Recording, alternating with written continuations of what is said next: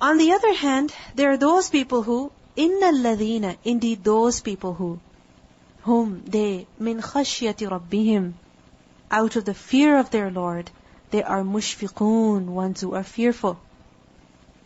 Two groups of people are being mentioned over here. There is one group of people who are very proud about the little that they do. They're holding on to a zubar, a faction, a part, a piece of the religion. And they think they're the most righteous. Nobody else is better than them. And they think that they're the most successful ones. And because of that, they feel they don't need to improve. They don't need to do more. This is one type of a person. The other type is of those people who are fearful of their Lord. They are apprehensive from the fear of their Lord. Constantly they are fearful. If you notice, min khashyati rabbihim, out of the fear of their Lord, they are mushfiqun. Khashya is what kind of fear? That is based on knowledge as well as the greatness of someone. That when someone is in awe of somebody's greatness. So, they know about the greatness of Allah, and they are in awe of Him, and they fear His punishment. So, because of this fear, they are mushfiqun. Mushfiqun is a plural of mushfiq. And mushfiq is one who has ishfaq. And this is from the word shafaq. Do you know what shafaq is? What is shafaq? Huh? The mixture of light and darkness that you see in the sky. When? In the morning and also at the time of sunset. Twilight, you can say. So when the sky is purple, pink, orange, so that light is shafaq. So you see that shafaq is what? It's a mixture of darkness and also light. Isn't it? It's a mixture of two different things. Similarly, ishfaq, mushfiq, is used for a person who has both love and fear in his heart for someone. Do you understand? Love and fear. And when a person has love and fear of someone, then he is very, very careful and very, very attentive. Isn't it so? Like for example, you love your mother, but at the same time you also fear her. You love her because she's the best person you know. And you fear her because you don't want to upset her. And this comes from what? Out of extreme respect. Isn't it? This comes out of extreme respect for someone, that you love them dearly and you fear them as well. And when a person is like that, he's extremely attentive. He's never ever negligent. Never ever negligent. He's watching every single action of his, every single movement of his. Why? Because he does not want to upset the one whom he fears, and he does not want to lose their love either. So you understand what kind of fear and love ishfaq is? So they are mushfiqun, meaning they're concerned, they're apprehensive, they're anxious, they're never ever negligent. They know, they realize how mighty He is, how great He is. They love Him, but at the same time, they're afraid of upsetting Him. They're afraid to make Him angry. And when a person is like this, he's always concerned, only then will he have dawam, continuity in his good deeds, in the good that he does. Because at times, love will drive him. And at other times, fear will drive him. Isn't it so? Sometimes when your mother asks you to do something, because you love her, you'll do it immediately. And other times you don't want to do it. But what makes you do it? It's the fear. If I don't do it, I'm going to get it. If I don't do it, she's going to be upset. So sometimes it's fear that drives you, other times it's love that drives you. So when you have both these emotions in your heart for someone, then what happens? You continuously obey them. You continuously listen to them. You continuously do that which pleases them. So, إِنَّ الَّذِينَ هُمْ مِنْ خَشْيَةِ رَبِّهِمْ مُشْفِقُونَ. They're concerned, they're apprehensive, they are anxious, and because of that, they remain continuously in obedience to Allah subhanahu wa ta'ala. Even though they have iman, even though they do good deeds, they still have fear of Allah. What do we see in the previous ayah? The character that is mentioned first. That they may have iman, they may do certain good deeds, but with that is pride. With that is arrogance, no humility, no fear. كُلُّ حِزْبٍ بِمَا لَدَيْهِمْ فَرِحُونَ. And over here, what do we see? That despite the fact that a person is doing good, he has iman, still he is fearful of Allah. And because of that, he will have dawam in his good deeds. Because of that, he will pay attention to every aspect of religion. He will never think, I have done enough. He will never think, I know enough. He will never think, I don't need to study this, I don't need to go there, I don't need to do this. No. He will then pay attention to every aspect of religion. Hasan al-Basri, he said that the believer combines ihsan with awe. The believer, he combines ihsan, doing good, with what? With fear. That even after doing good, he still has fear of Allah. This is a state of who? The believer. And on the other hand, the disbeliever, he combines evil deeds with a sense of security. That he disobeys Allah, but at the same time he feels secure. That nothing's going to happen. Allah's Ghafurur Rahim. I've done so many other good deeds. Doesn't matter. This will be forgiven. No. This is not the behavior of a believer. What's the state of the believer? That he will combine ihsan with fear. إِنَّ الَّذِينَ هُمْ مِنْ خَشْيَةِ رَبِّهِمْ مُشْفِقُونَ. وَالَّذِينَ, and those whom they, بِآيَاتِ رَبِّهِمْ, in the ayat of their Lord, يُؤْمِنُونَ, they believe. And ayat over here includes all of the ayat, kawni and shari'i. And amongst the shari'i, all of the ayat. They don't just hold on to some ayat and they leave others. No. Hum bi ayati rabbihim mushfiqun. They give importance to every aspect of religion. They believe in every ayah of the Quran. وَالَّذِينَ, and those whom they, بِرَبِّهِمْ, with their Lord, لَا يُشْرِكُونَ, they do not do shirk. They do not associate partners with Allah. And this is what happens to a person who is fearful of Allah.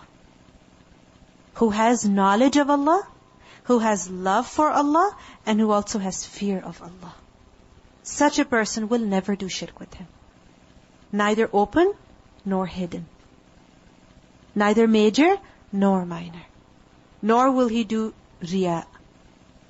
He will not do shirk openly by worshipping idols, nor will he show off. When? When a person is fearful of his Lord.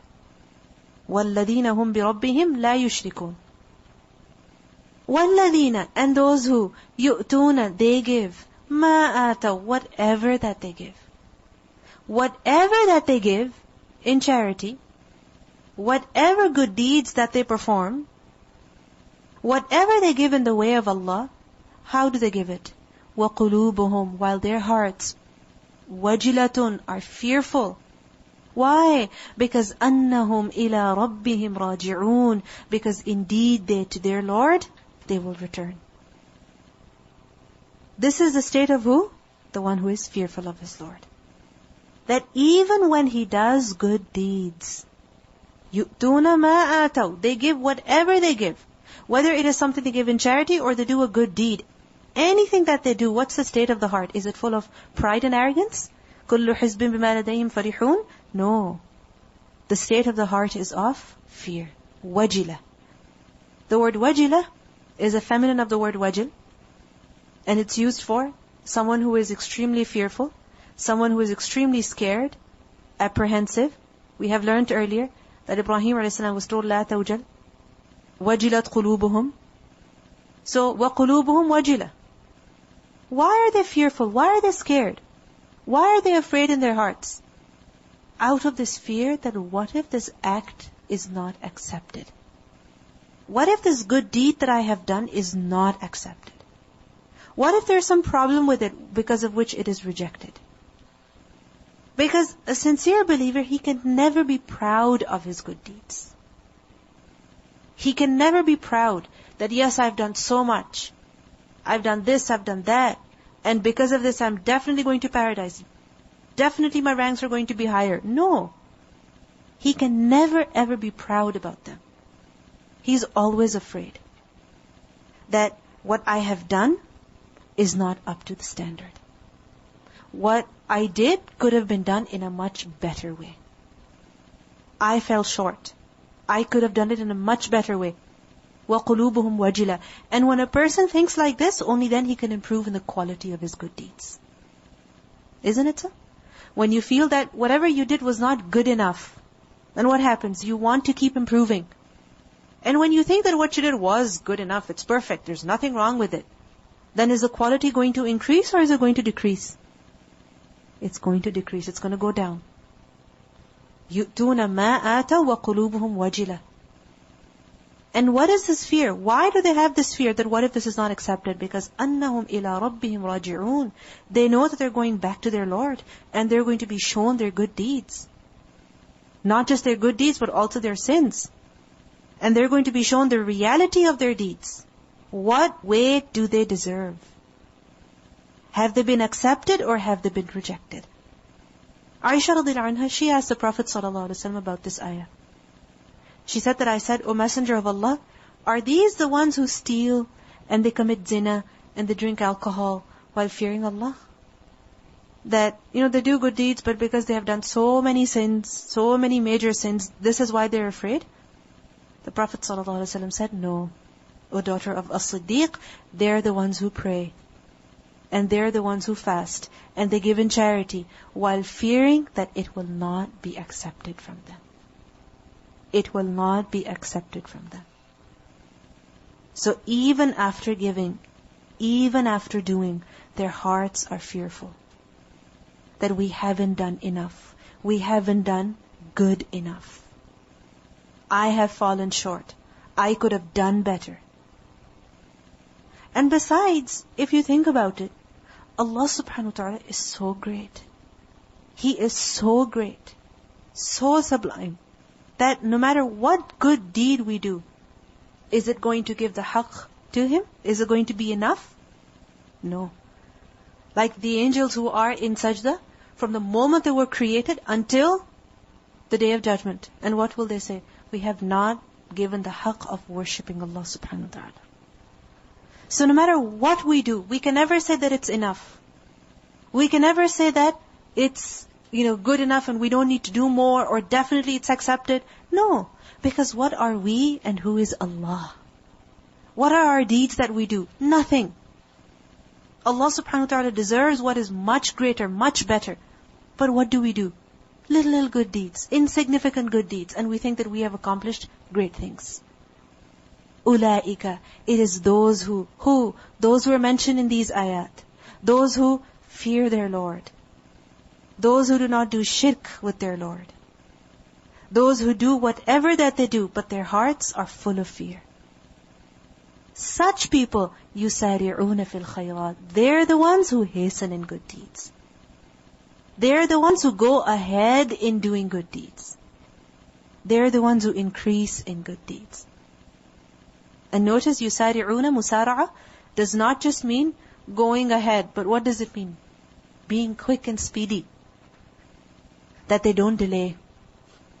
They don't procrastinate. They don't say, okay, tomorrow, next month, next year, next time, next Ramadan. No. Yusari'una. They run, they hasten. They take every opportunity. They do more and more. When a person is running and doing something, what does he want to do?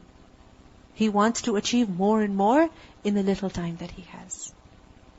So such believers, they know that life is short. And there's too much to do. Life is short and there's much to accomplish. This is why yusari'una fil khayrat. They're constantly hastening and doing good. وَهُمْ لَهَا. And they are for it sabiqun, ones who outstrip others. Sabiqun is a plural of sabiq.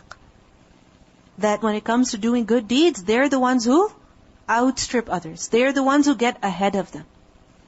And like this, they will be the first to reach Jannah as well. So we see that in these ayat, two types of people are mentioned. One, those who are proud of what they do.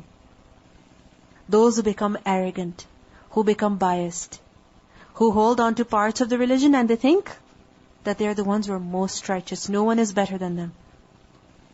And the other group is of those believers who are humble. Those believers who are khashi'un, humbly submissive before Allah. Who know that whatever they have done is not good enough. And because of that, they increase in their good deeds. They continue to do one thing after the other. They don't procrastinate. Now what happens with us sometimes? That we see an opportunity to do good, but we miss it. We leave it, thinking that we have done so much already. Or we're doing something else that is far better. Isn't it? Like for example, if we ever happen to pass by the washrooms and we see the slippers, or we come, to the school and we see the shoes on the floor, put in a haphazard way, not in a proper way at all, that it's so difficult for people to even walk through them to get their shoes that they have put on the shelves.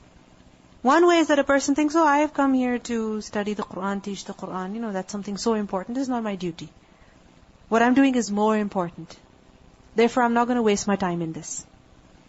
I have other things to do. Now definitely when you have class to attend, you should be focused on that. When you're required to be at a particular place at a certain time, that's what you should do. But let's say at break time, or when we come early and we have 5 or 10 minutes to spare, shouldn't we use that to increase in other good deeds, to do other good things as well?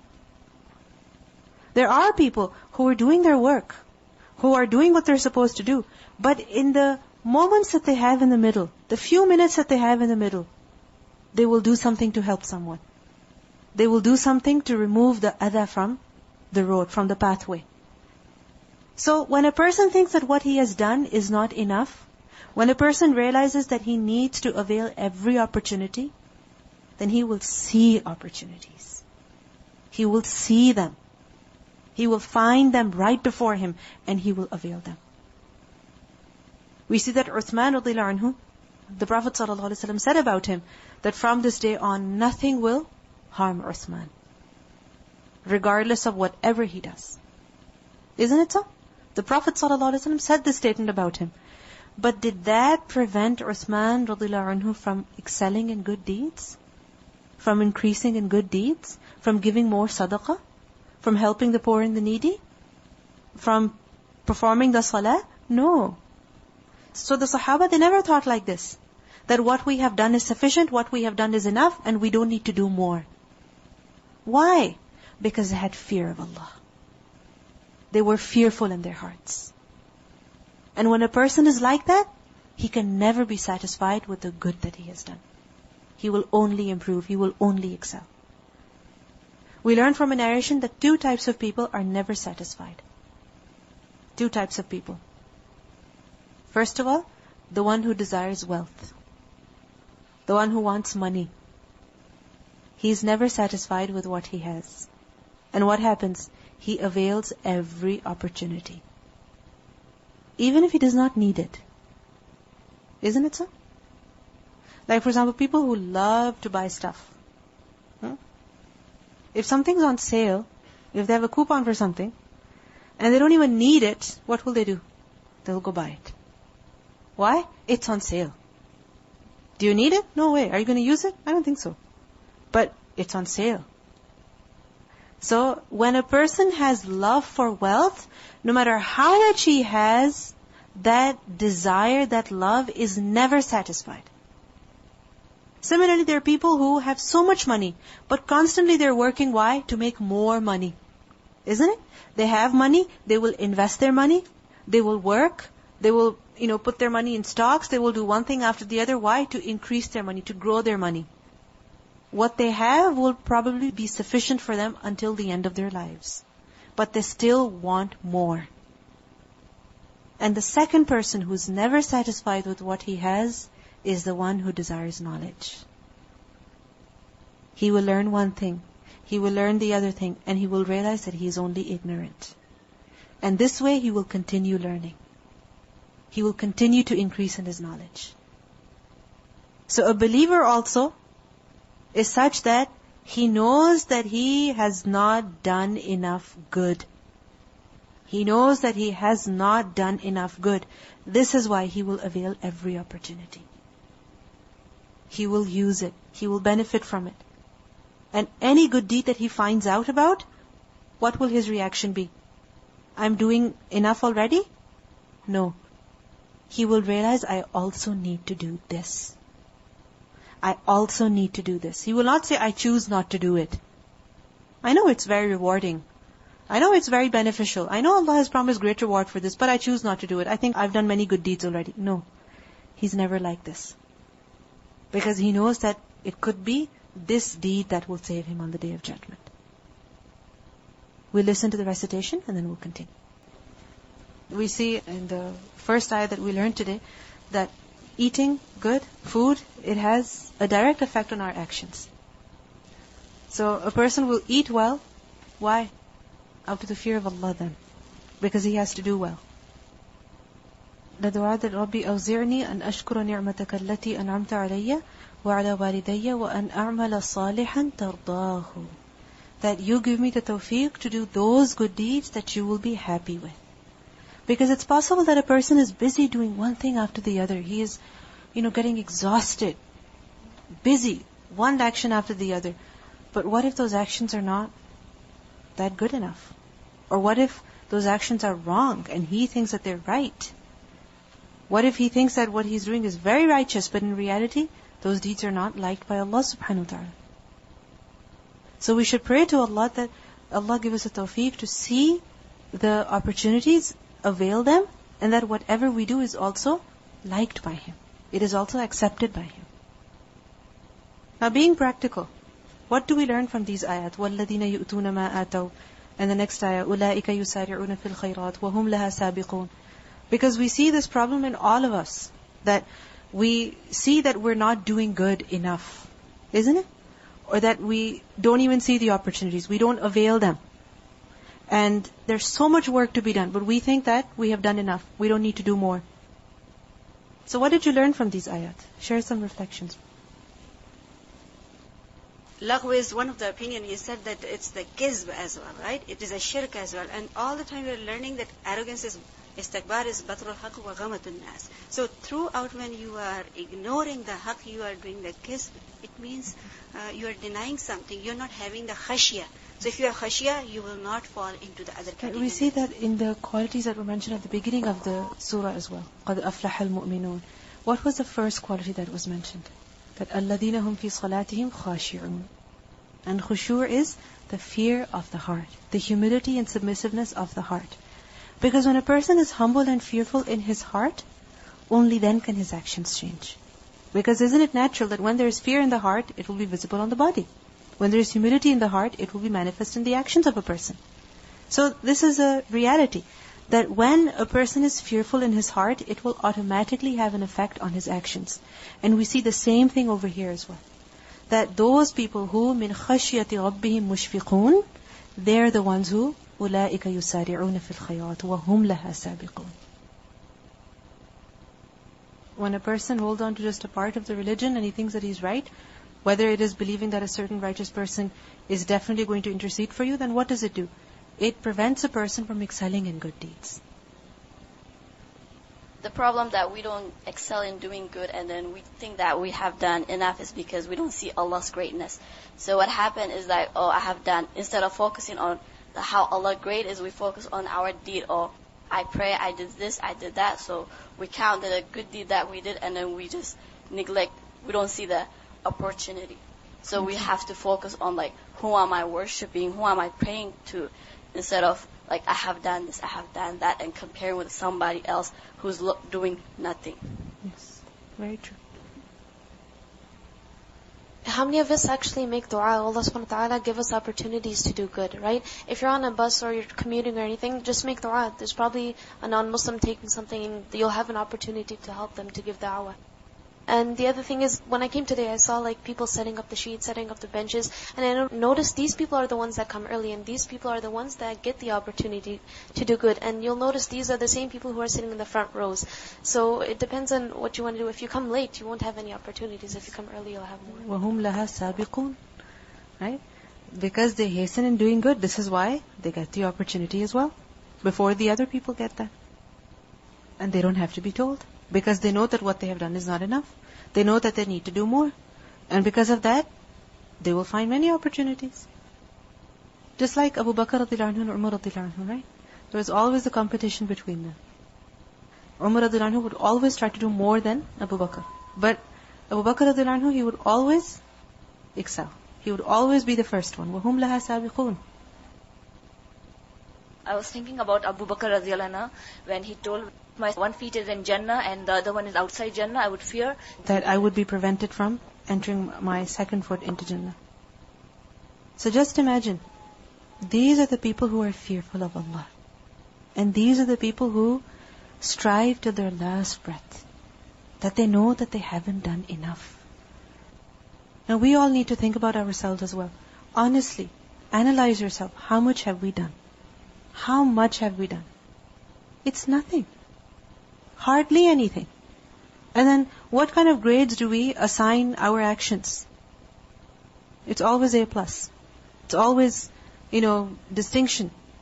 However, in reality, what value are they of? For example, just analyzing salah. We learned about the various levels of salah that people pray at, right?